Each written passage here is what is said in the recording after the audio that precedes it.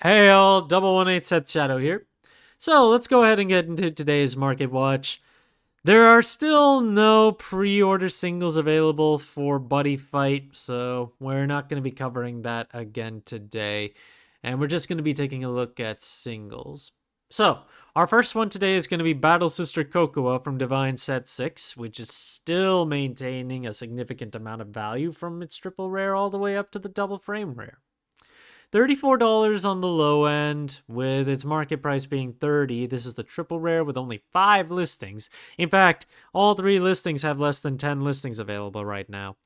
The silver rare isn't too far away from the triple rare at this point. It's around $38 with a market price of around $33, while the double frame rare is $100 at its lowest with a market price of around $103. A card I haven't covered for a little while from DivineZ 2 is Great Sickle of White Flash Balderade. As decks continue to kind of specialize more with their own archetype support, it feels like this card is starting to fall out of favor and just not seeing as much play as it used to. It's still a solid card, but when you also consider that to maximize its effect, you do need to play at least 2 set orders for your deck, it's a little less desirable when you think of more recent Brandgate decks not even playing that many new set orders. Baldurade's triple rare is currently around $15 with a market price around $11, so it's dropped off quite significantly. And the same can be said for the silver rare, which is currently $20 and has a market price around $23.50. The double frame rare only has 2 listings on the market and is $66 to start, but a market price of around $65. So, still overall a solid card. As I mentioned, it's just kind of fallen out of favor in comparison to just playing specific archetype material. I was talking about Avantgarde's Mask last time, and it seems that there was a buyout on the double frame rare of Dragontree Wretch Lloyd Auxeriuth. So, this card only has 2 listings back on the market for about $35 to start. However, that is a massive buyout price in comparison to what the card actually got bought out at. It's currently around $6.50 for its market price, and when you take a look at what it's sold for in the past few days, yes, the past few days, a lot of copies for over $5 up to $9 ended up selling. And the last time this card sold before that was actually back in July, so it really wasn't getting that much attention until now with Avantgarde getting its own mask. And the only available listings right now start from 34 and go to 35. So I would just wait until more opportunities come for this one. I mean, you're just trying to bling it out at this point. You might as well just go for the cheaper rarity. And I can tell you another reason why. Take a look at this. Dragontree Wretch Demon Shreeder. This is the double frame rare, and take a look at its starting price. $2. You heard me right. The double frame rare of Demon Shreeder is now a $2 card, which is insane. 16 listings on the market. This used to be really big whenever we kept on getting Dark States masks like Greedon, and then there's Omnia Gruso as well. But with masks just kind of falling out of favor, this card actually dropped this far. We did have one sale at $2 a few days ago. The market price is now $2, and there are a good amount of copies right now. No consolidation, but there are a good amount of copies for $3 and less. And the front page tops out at $10 right now. This card has completely lost favorability with the player base and has gone so far down that if you wanted to pick this up for collection, I'd say this is about as cheap as it gets for a double frame rare. Skullwitch Nemain, which I think I've talked about this here and there these days, given that it's been falling out a lot in value over the past year, and And when you take a look at the current market prices for them, they're both around 10 and lower for the triple rare and the SP. But the SP doesn't have any copies available right now, while the triple rare has been bought out to the point of $21. However, just like with Demon Streeter, I don't think there have actually been any sales of this card that really went that high. Yeah. When you take a look at the most recent ones, they were actually lightly played ones for around $11 a piece. And before that, in October, they were mostly selling for the 950s. But I suppose with Gancelot potentially bringing in some more support for Royal Paladin, and Nemain can be used in Royal Paladin, as it just needs to work with blasters. And the other factor, you do need to have a Shadow Paladin Vanguard to be able to use its draw effect.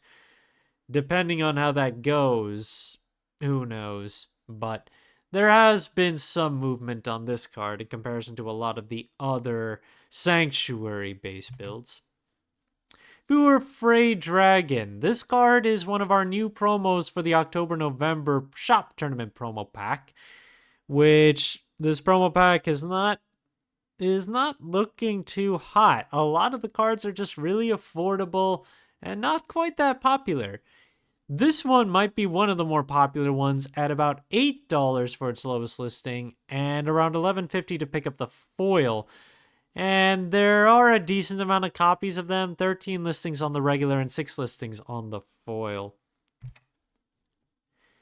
Remember those round 1 promos?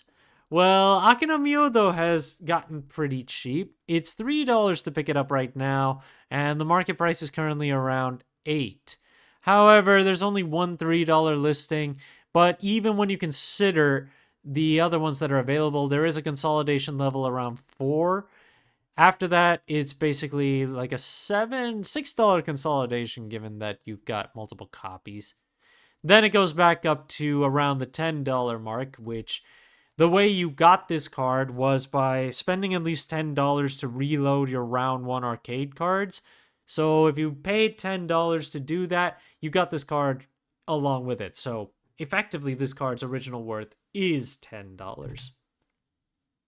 Talking a little bit more on Festival Booster 2025 material. So even as box prices are starting to go back up, we're still not seeing any real increases in pricing for most of the singles. In fact, we're seeing the inverse relationship go down right now, where a lot of them are increasing in quantities and decreasing in price. And that includes stuff like the new Ace units and some of the bigger triple rares like Vergia's newest support cards too. There are some reprint cards that are running a little low on listings, but they're still cheap to pick up right now. Mega Colony Battler Type C is one of those examples where this is also one of those cards where you can play up to 16 copies, so it's not too much of a surprise that at this kind of price, there aren't as many listings to pick up. 9 right now. The lowest price is currently $1, and the market price is actually on an increase. It's currently around $150. And we are seeing lots of buys here. So throughout November, we've seen a lot of dollar sales of this. And again, because you can play up to 16 copies, it's not too unusual to see anybody buying 12 to 16 copies of this all at once. The availability of the card still is about $1, with only a little bit more on some of the listings, and eventually topping off at $7. So if you're looking for this and you want multiple copies, it's still around $1, but given that you would use a lot more, this one has the potential to run out of listings a whole lot faster. On the other hand, we also had the reprints of the Dual Nations from Festival 2024, and they have just gotten so cheap these days. Darkbond, Abyss, Surga, and Dargarge, which is the dual nation for Dark States and Brantgate, is a big example of something that just collapsed. 24 listings with a low of about 80 cents, and the market price is still higher than what it started at. It's around $1.06, but there's a lot of consolidation under that dollar at this point, mostly at 79 cents. When it comes to what it's been selling for, we're not seeing as many sales of this card, and when they do move, they're still pretty much moving underneath a dollar. Even with Silhouette getting some new support announced, we're not seeing a huge bump in card prices for cards like Resourceful Mechanic Winston. This was originally just a promo for Silhouette, but it got reprinted in Festival Booster 2025, and it's got over 30 listings available starting from as low as 4 cents. Its market price isn't even 25 cents right now. And when you take a look at its movement, even with Silhouette's new announcement, we're not seeing huge amounts of sales of this card. And they're mostly still moving for about 20 to 25 cents overall.